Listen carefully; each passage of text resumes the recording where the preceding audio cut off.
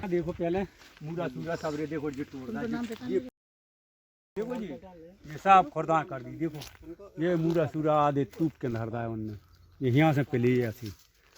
उत्तर प्रदेश के इन किसानों का दुर्भाग्य है कि अगर मौसम की मार से उनकी फसल बच भी जाए तो आवारा पशु उस फसल को बर्बाद कर देते हैं। मौसम से लड़ना तो उनकी नियति है ही, लेकिन अब सरकारी नीतियों के कारण यह पशु उनकी बदहाली को और बढ़ा रहे हैं। यही वजह है कि 10 फरवरी 2022 से शुरू हो रहे उत्तर प्रदेश विधानसभा चुनाव में यह बड़ा मुद्दा बन गया है और यही मुद्दा डाउन टू अर्थ के इस खास कार्यक्रम मुद्दा का मुद्दा है। इससे पहले कि इस पर विस्तार से बात करें, आपसे अनुरोध है कि कृपया हमारी वेबसाइट www.downtoearth.org.in पर जाएं। आपकी स्क्रीन के ऊपर दाएं कोने पर इसका लिंक भी दिया गया है। हमारे YouTube चैनल को भी सब्सक्राइब करें, जहां आपको विज्ञान, पर्यावरण और सतत विकास पर 800 से अधिक वीडियो देखने को मिलेंगे। दरअसल साल 2017 में जब उत्तर प्रदेश गौवध निवारण अधिनियम 1955 को राज्य में सख्ती से पालन के आदेश हुए, तब से ही यह मुद्दा गर्म हुआ। इसी दौरान केंद्रीय पर्यावरण मंत्रालय ने 23 मई 2017 को पशुओं के खिलाफ क्रूरता रोकथाम पशु बाजार नियमन कानून 2017 की अधिसूचना जारी कर दी। इसका असर यह हुआ कि राज्य में अवैध बूचड़खाने बंद होने लगे। साथ ही कई लोगों ने डर के मारे पशुओं, खासकर गाय और बैलों को खुला छोड़ना शुरू कर दिया। आज हालात यह हैं कि राज्य में जगह जगह आवारा पशु घूमते नजर आ जाते हैं, क्योंकि बूचड़खानों पर शिकंजा तो कस दिया गया, पर बेसहारा और अनुत्पादक पशुओं की देखभाल की कोई प्रभावी योजना नहीं बन सकी है। उत्तर प्रदेश की अर्थव्यवस्था भारत की दूसरी सबसे बड़ी राज्य अर्थव्यवस्था है और उत्तर प्रदेश का साल 2020-21 का आर्थिक सर्वेक्षण बताता है कि राज्य की आमदनी में सबसे बड़ी हिस्सेदारी खेती, वानिकी और मत्स्य पालन की है। यह हिस्सेदारी 20.6% है। इसमें फसलों से होने वाली आमदनी की हिस्सेदारी 13.4% और पशुधन की हिस्सेदारी 5.5% है। इससे अंदाज़ा लगाया जा सकता है कि उत्तर प्रदेश के लिए ग्रामीण अर्थव्यवस्था कितना महत्व रखती है। लेकिन यह अर्थव्यवस्था संकट में है। इसके कई कारण हैं, लेकिन एक बड़ा कारण आवारा पशु भी हैं। बहुत दिक्कत है, हम लोग सारी फसल नष्ट कर दे रहे हैं और हम लोग केसीसी से या बिजली का बिल भी नहीं दे पा रहे हैं जो लोन ले लिए हैं। अच्छा।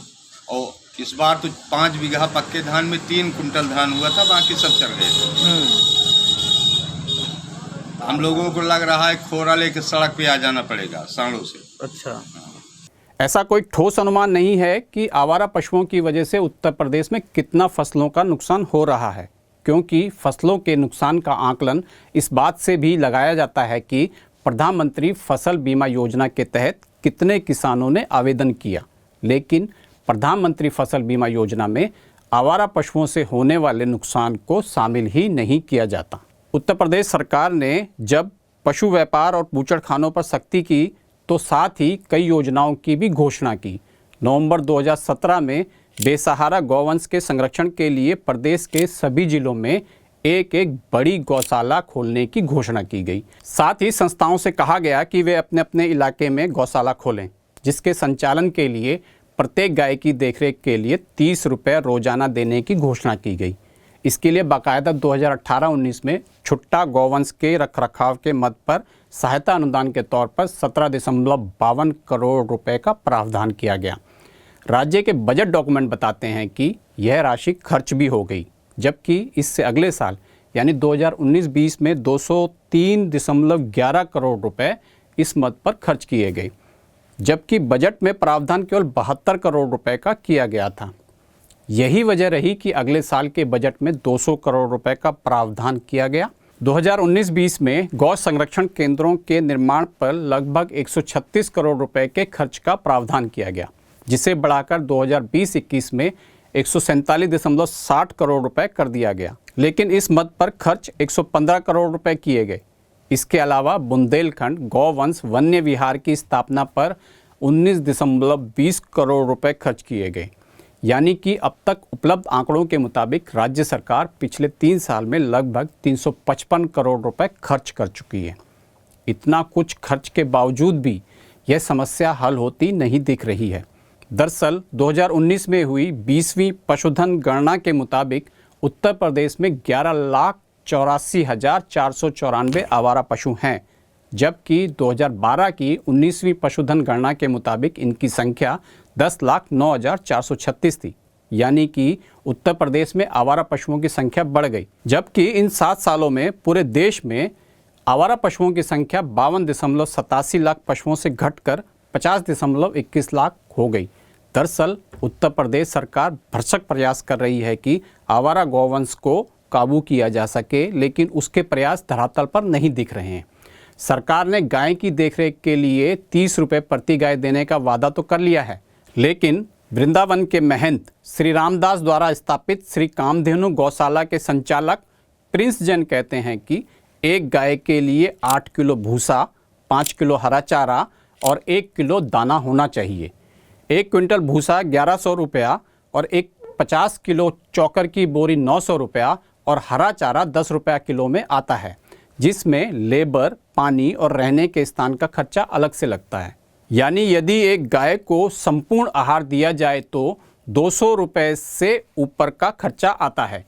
जैन के इस गणित को आधार बनाया जाए तो उत्तर प्रदेश के लगभग 12 लाख आवारा पशुओं पर रोजाना लगभग 24 करोड़ रुपए का खर्चा आएगा। यानी कि सरकार को केवल देख रेख पर अपने सालाना बजट में 8,760 करोड़ रुपए का प्रावधान करना पड़ेगा। महाराजगंज जिले के जिलाधिकारी का एक पत्र बताता है कि गौवंश के दैनिक भरण पोषण पर 300 रुपये का खर्चा आता है। अगर इस पत्र को आधार बनाया जाए तो यह खर्चा और अधिक हो जाएगा। ऐसे में यह सवाल उठता है कि क्या गौशाला ही आवारा पशुओं का समाधान है या कोई और समाधान भी उपलब्ध है। 30 रुपया या 20 रुपया या 25 रुपया या ये तरीका, इन तरीकों के बारे में जरूर विचार किया जाना चाहिए कि कौन से तरीके बेहतर हैं जो पक्की तरह चलें। गौशालाओं में रखना तो एक टेम्परेरी हल समझ के तो चल भी सकता है कि जब तक इनका पूरा उपयोग वाली बात ना आए तब तक कुछ टाइम के लिए इनको रख लो, लेकिन ये कोई परमानेंट हल नहीं है।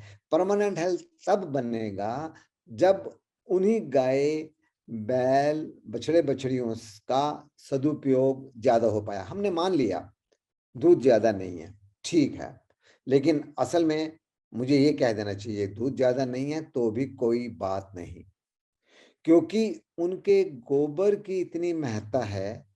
हमारे पास देश में खेती के लिए ये गोबर मिल जाए और ये गोबर गौमूत्र उपयोग में आ जाए तो हमें जो केमिकल फर्टिलाइजर्स, केमिकल खादें इतनी ज्यादा उपयोग में आ रही हैं उनका यूज कम हो जाए तो हमारा एक तो वातावरण ठीक हो जाता है और दूसरा हमें खेती पे खर्चा कम पड़ता है।